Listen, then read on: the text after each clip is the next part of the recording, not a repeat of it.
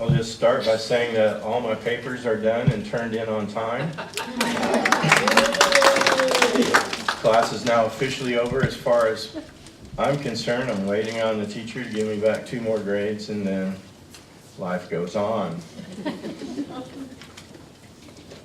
I'm looking forward to the service today and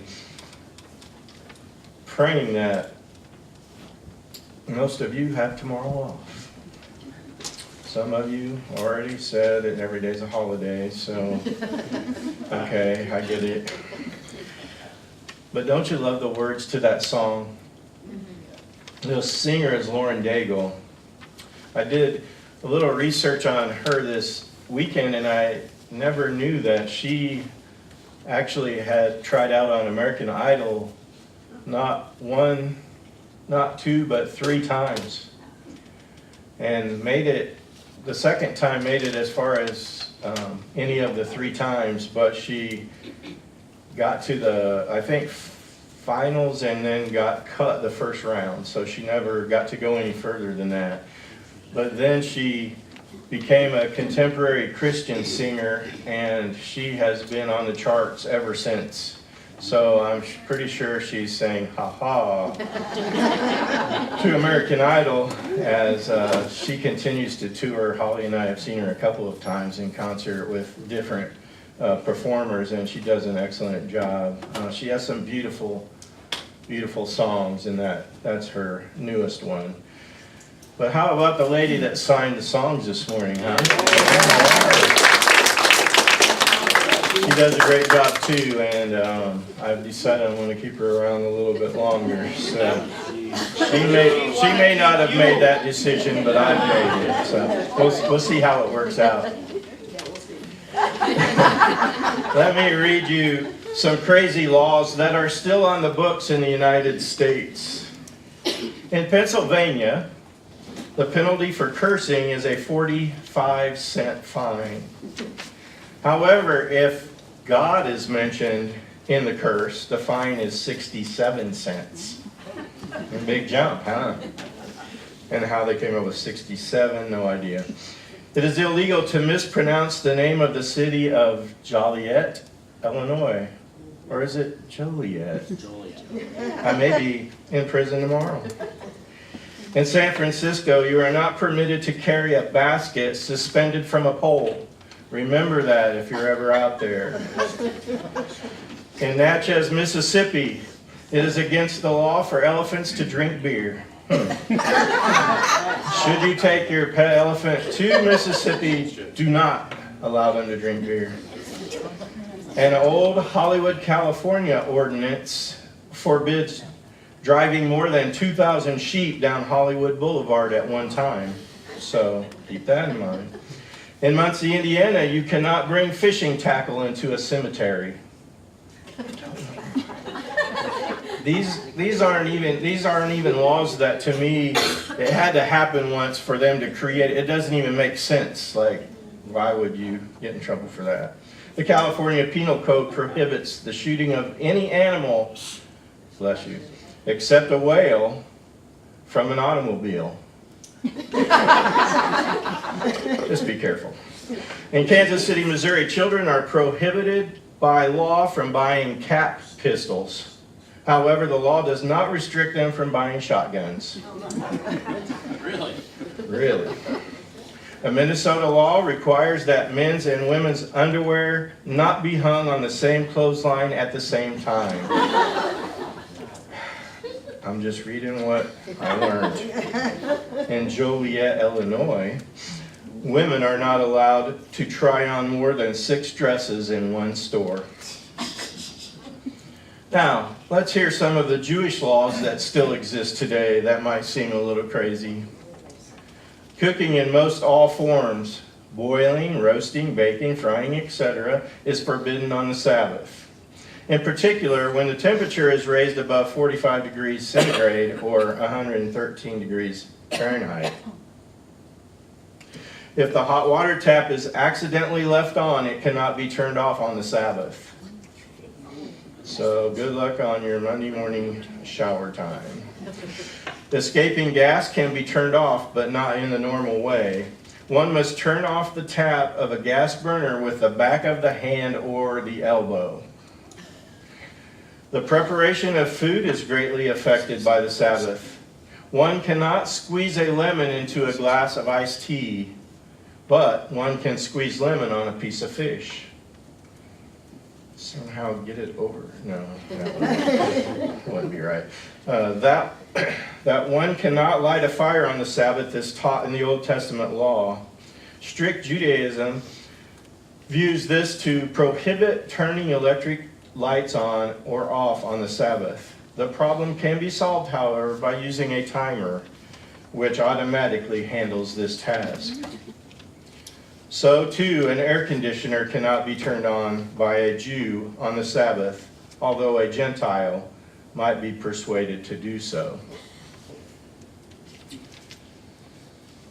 The scripture this morning comes from John 5, 1 through 15.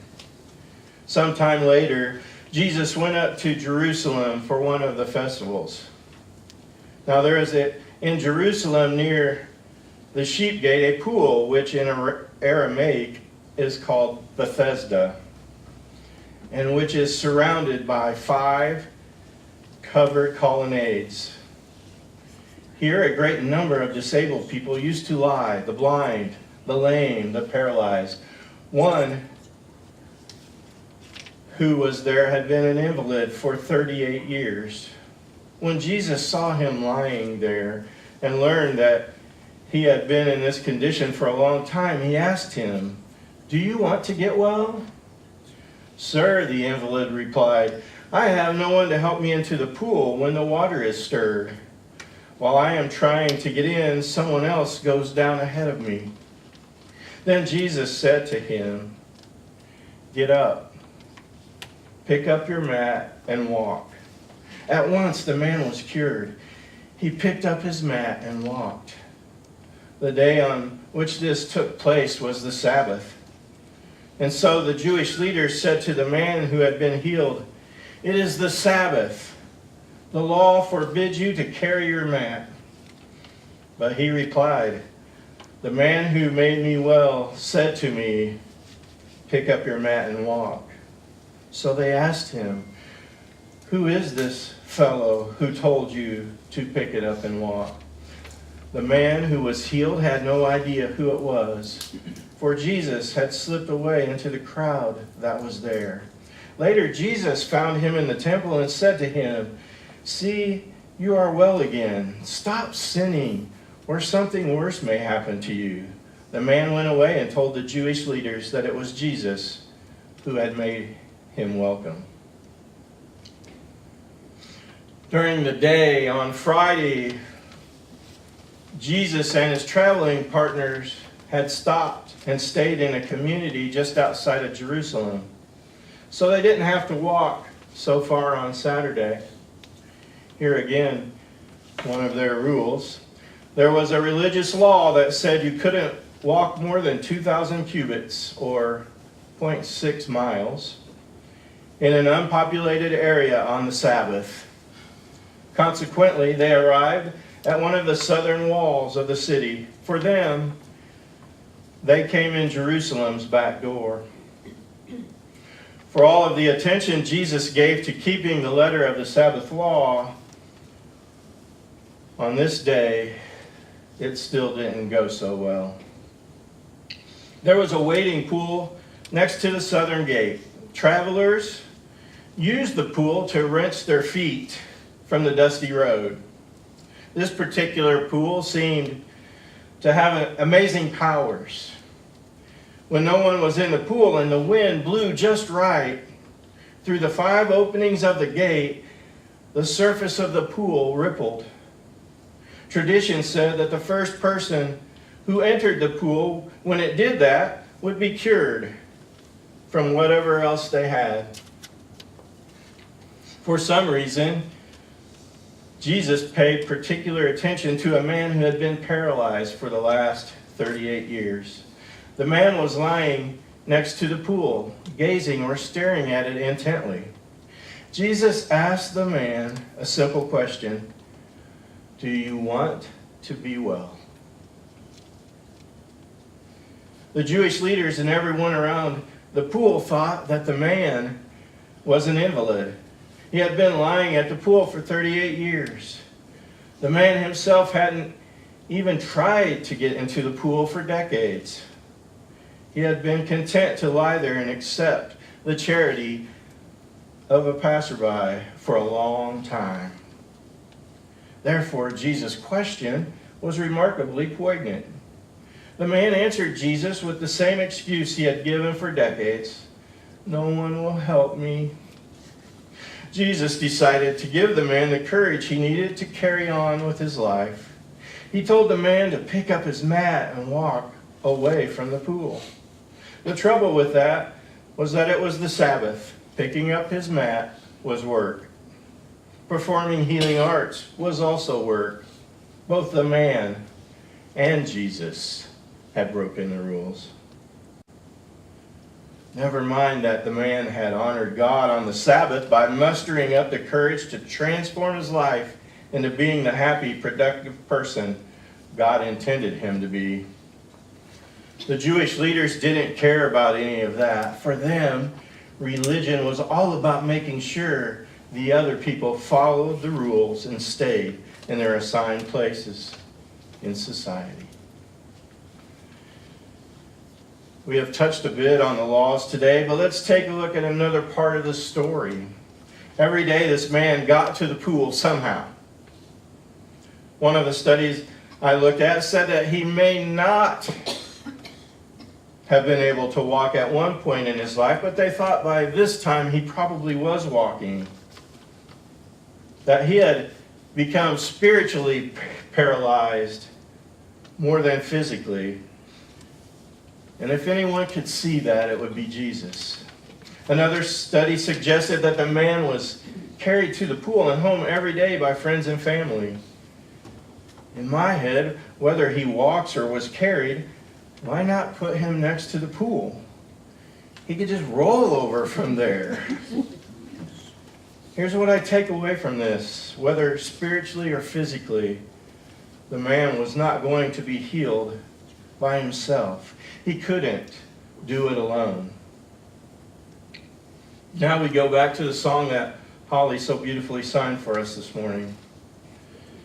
I keep fighting voices in my mind that say I'm not enough. Every single lie that tells me I will never measure up. Am I more than just the sum of every high and low? Remind me once again just who I am, because I need to know. You say I am loved when I can't feel a thing. You say I am strong when I think I am weak. You say I am held when I am falling short. And when I don't belong, you say that I am yours. I believe. The only thing that matters now is everything you think of me. In you, I find my worth. In you, I find my identity. You say I am loved when I can't feel a thing. You say I am strong when I think I am weak. And you say I am held when I am falling short. When I don't belong, you say that I am yours. And I believe. Taking all I have and now I'm laying at your feet. You have every failure, God, and you'll have every victory. You say that I am loved when I can't feel a thing. You say that I am strong when I think I am weak. You say I am held when I'm falling short. When I don't belong, you say that I am yours, and I believe. When I think about this man by the pool, one of the things I read in my studies this week was that when the wind would blow the water and cause it to ripple, and that was supposed to be the good luck charm to jump in and be healed, that it was a myth that an angel was actually coming down and blessing the water with his wings. And then the next person that got in would be healed. And, as I said, why didn't he just go to the side of the pool, and as soon as that happened, all he had to do was roll half a turn, and he'd have been in the water, and he'd have been healed in his head at least? But that didn't happen, because he couldn't do it by himself. The man needed Jesus. I don't know what's going on in your lives right now. I don't know if you're going along great, if you're struggling with certain things.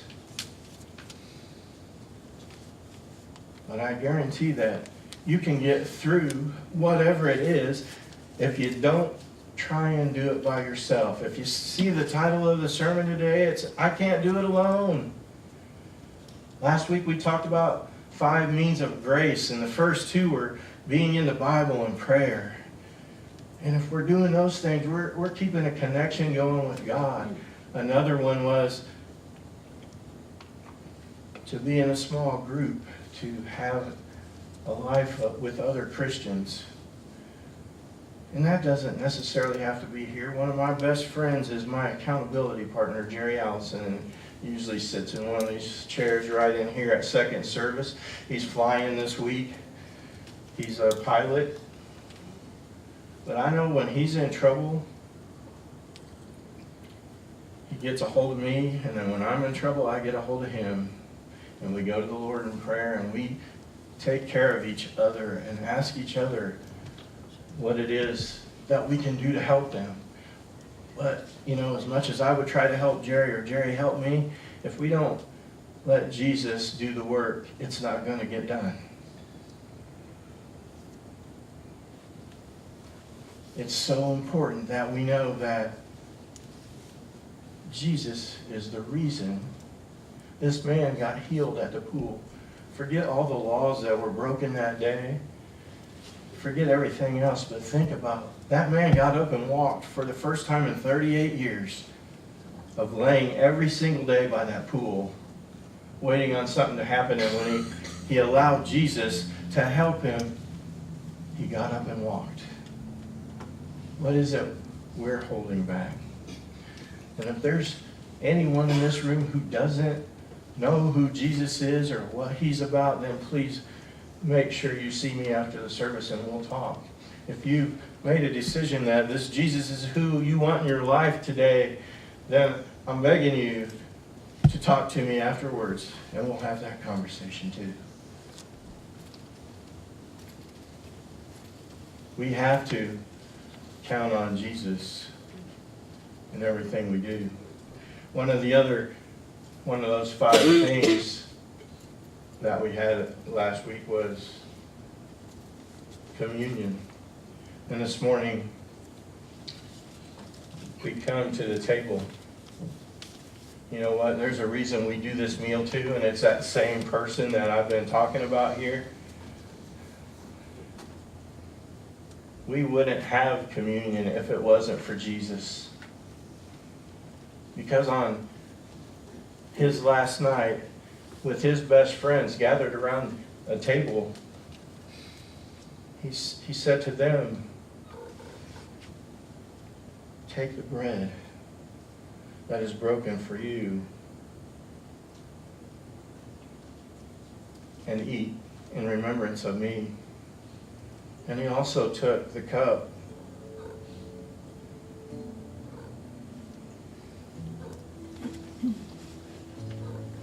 And he said to them, "Drink of the cup, because this represents my blood. Do it in remembrance of me." And that night he ate his last meal with his best friends. He was betrayed by one of them. He went to the garden and he prayed and just asked his friends to stay awake with him, and none of them would do that. None of them stayed awake with him. 3 times he went and asked them to wake up and pray with him. And by the time that week was over, he had been crucified on a cross, but on Sunday rose again. This morning we celebrate that meal. And as the ushers come forward this morning and those that are going to help, remember what Jesus did for us and that what he did for the man on the mat and what he can do for each and every one of us. Remember also this morning that if you need gluten-free bread, we have some here in the center. Just grab a piece on the way by.